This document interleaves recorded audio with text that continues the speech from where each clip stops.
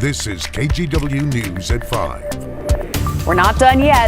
That winter weather continues to blast the Northwest.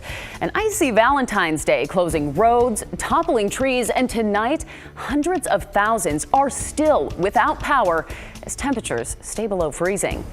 Good evening, I'm Brittany Folgers. The Portland area is under an ice storm warning tonight. Chief Meteorologist Matt Zaffino is tracking the newest storm, which, Matt, it could really add to the already dangerous conditions out there. Yeah, ice is the worst, Brittany, as we've seen from the last couple of days. We saw the images in the Mid-Valley yesterday that were coated with anywhere from a half an inch to over an inch of ice, what it did to trees, what it did to power lines, and now Portland under an ice storm warning. This is where it is in this purple area. Let me also point out where it is not. It is not over Yamhill County, not over Marion County, and only the northwestern part of Clackamas County and the eastern 2/3 of Washington County, then all of Multnomah County, and then up into Clark County, because these are the areas that remain below freezing at this point. Many areas down the valley have already warmed up above freezing. In fact, you don't have to go far to find temperatures in the 40s. They even had rain up on Mount Hood today because of that warm air aloft. But we are stuck in the 30s here, as you can see, across all of the metro area. 31 in Portland,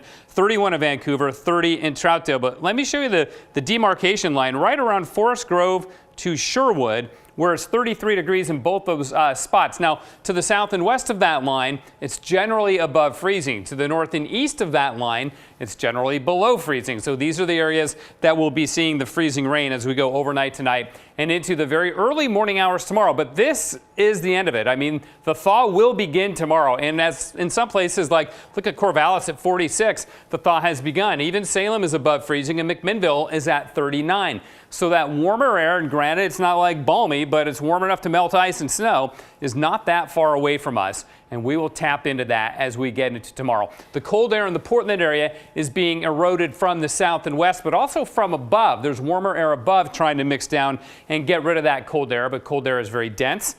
It's stubborn, so it takes time to do that. This is the scene from the roof cam in Portland right here at KGW. Notice the icicles here hanging off the roof, still sitting at 30 degrees with freezing rain falling out of the sky. And that's the camera of the Wells Fargo building, which is completely iced over, a little bit warmer there, but still.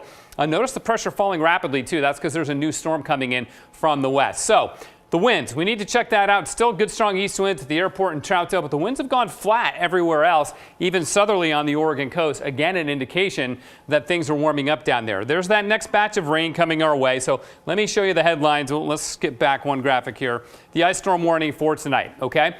For areas east of 205 to about Multnomah Falls, anywhere from a half to over an inch of ice, especially out in the gorge. Multnomah Falls is going to get plastered in ice. The West Hills, as much as a half an inch of ice overnight tonight. So those are the worst areas. South and west of the West Hills, not as bad. A tenth of an inch to maybe a quarter of an inch of ice tonight, but quicker warming from the south to the north during the day on Monday. A couple other issues to consider as well. We'll dig into this more a little bit later.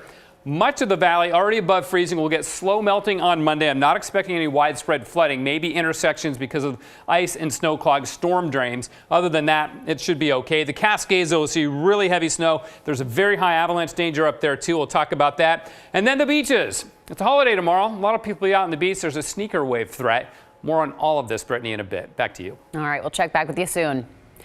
Well, you know, this winter weather is especially tough on the hundreds of thousands of people without power tonight. No lights, no internet, TV, and probably most importantly, no heat. The outages stretch from the metro area deep into the Willamette Valley. Christelle Coomway is here with an update. Christelle. Well, Brittany, as of this afternoon, Portland General Electric is reporting about 206,000 customers without power. For Pacific Power, that number is right around 18,000. Now, the companies say they are working hard to restore power for customers, but warn it may take a while. Here's PGE spokesman Steve Corson. I hate to say this, but for some customers, it could be as long as 10 days before we've got everybody back on. That's an extreme situation, but we need people to be prepared for the potential for some extended outages. One particularly hard-hit area is Hubbard near Salem. We're told the whole town has no power. A viewer shared these pictures showing why dozens of trees are down. Now, if you know someone who is still looking forward to get power, you can head on over to the PGE website, and that's portlandgeneral.com. There you'll be able to punch in your phone number and get an estimate of when you may get that power restored. Brittany? Oh, just so long to be without power. Christelle, thank you. The weather, of course, leading to traffic issues in the Portland metro area. Conditions still aren't great, but I-84 did reopen this morning between Troutdale and Hood River. ODOT closed the 45-mile stretch of freeway Friday night because of the snow, strong winds, and low visibility. Still, if you do not need to be out driving, you are urged to stay home. Highway 18 is expected to stay closed throughout the day. ODOT crews are hard at work tackling between 400 and 500 downed trees. The highway is closed between Rose Lodge and Grand Ronde.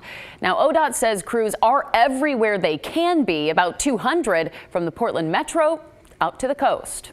Right now, it's hard to say what the worst spot in Oregon is. Each of them have their own issues, a lot of them surrounded by ice or caused by ice. And the worst problems we're having right now are that we have so many areas closed, be it down trees, down power lines, or a combination thereof. Highway 22 in that area is also a problem. The issue isn't just trees that are already down, it's also the trees that might fall. And if you're wondering which Portland road crews are working to clear, PBOT has a map showing where snowplows and salt trucks are going. It's updated in real time, by the way. We have a link to that map. You can find it at kgw.com. And by the way, coming up in our next half hour, we're going to hear from PBOT on those ongoing efforts to get our local roads cleared. A lot of ice. And we lost our power yesterday about 24 hours ago. Yeah, ice is the big culprit here, taking out trees and knocking out power. And the ice buildup is keeping tree crews from getting safely on the job. Tim Gordon reports from Clackamas County. Jim and Peggy Craig have been married a long time. On this Valentine's Day, they are working together to clear the ice outside their River Road home. My wife wanted the snow. She just loves snow. But the ice, no. The Craigs want to go get gas and other supplies, but the conditions are bad. A lot of ice. And we lost our power yesterday about 24 hours ago.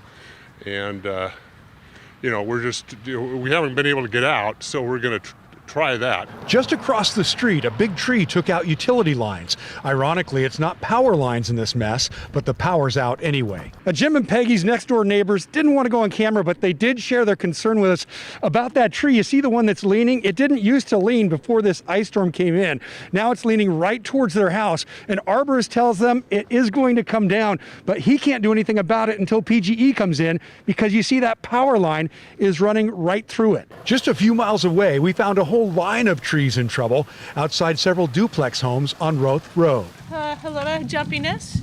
It's very cold. We don't have power. Ricky LeBaron has reason to be jumpy as ice and branches continue to fall. Yeah. Yep.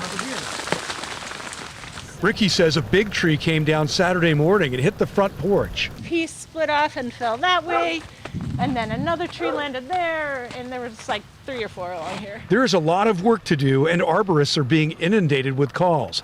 Dash Shank hopes he can get his crews out Monday if things thaw a little. Just be patient with the tree crews. We are definitely trying, and we're going to work and do everything we can to get everyone back into their homes and get these problems solved with. And so we appreciate that understanding. Back on River Road, this couple stepped out of their house without power. We do have a gas fireplace downstairs, but there's no fan, but at least it's breaking the chill. Yes. Hoping for a thaw like everyone else. But it's just horribly inconvenient because the house is cold and you can't cook and it sucks.